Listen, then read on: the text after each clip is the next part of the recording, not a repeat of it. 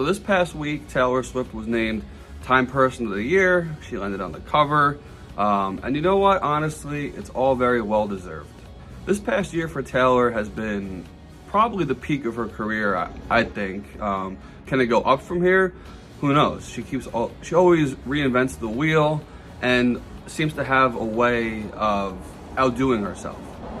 However, this year, it was truly remarkable to see what she achieved, not only with her tour and album, but also somehow becoming even a bigger part of the pop culture conversation and just what she can do for culture in general. And by culture, I mean the inspiration she is to other musicians and songwriters, the inspiration she is to her fans, the way she is as a businesswoman and entrepreneur.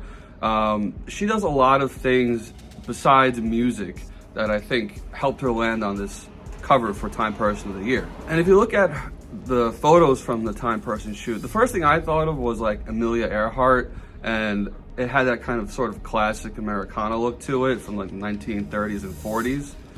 But I think what the photos were trying to say or, speak to was the fact that she is a pioneer. She truly is doing something that no one has ever done before.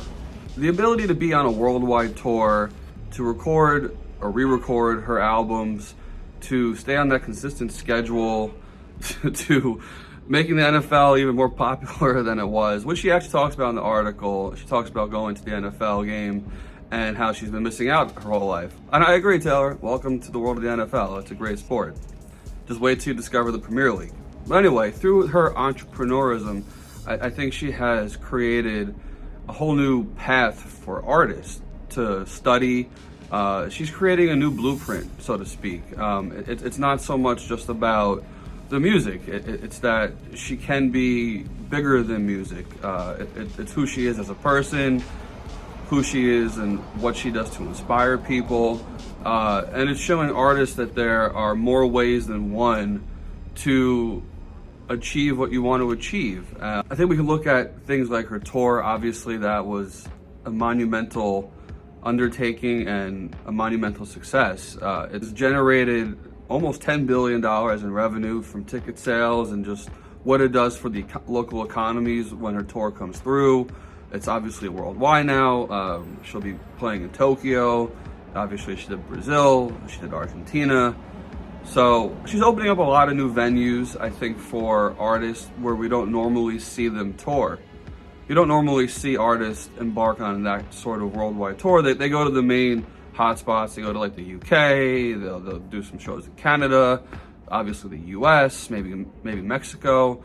Obviously, artists have performed in Tokyo and Japan before. But I think today everything is very localized. So even though we're very globally connected, everything is very localized. I think that's because it's hard for investors to see just how these social media views and likes and engagement and even streams, how that translates to actual ticket sales and merch sales and what that does to generate economy around the tour, wherever it's going. So this is kind of that proof in the pudding that those things really do translate to actual revenue. Her album 1989 and all the re-recordings have done miraculously well, or maybe it's not even miraculous. It's just, I guess, what you expected. It's just no one thought that she could sell, I think, 1 million albums twice in a week with the same album, and she did that with 1989. And she's truly mastered how to connect everything together to do that. So she is a pioneer in that way, but I think she's been able to take that to another level that a lot of artists sometimes find hard to break into. And it took tremendous guts. I think if you watch her Netflix documentary, you'll see that it wasn't so easy just to talk about politics you believe in. It really isn't easy to talk about politics at all in today's world. Everyone has just the opposite view. There are trolls, there are bots. Someone will just say the opposite thing than you just to try and egg you on.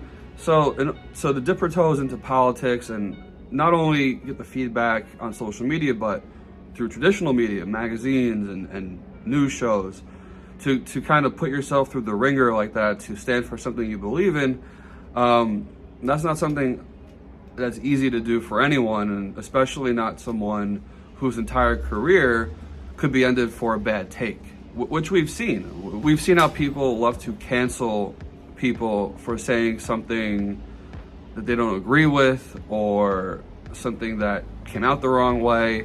So to get that messaging right and to do it in a way that resonated and encouraged people to speak about their beliefs, I think that is something that we can look at as something that is pioneering as well.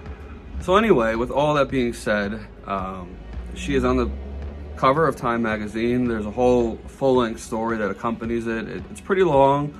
I didn't get through all of it yet, but definitely worth a read. There's some cool anecdotes in there about the writer going to Taylor Swift to watch the movie with her, the Eras Tour movie. So check it out if you haven't, and if you like this video, please like and subscribe, and stay tuned for more. Bye.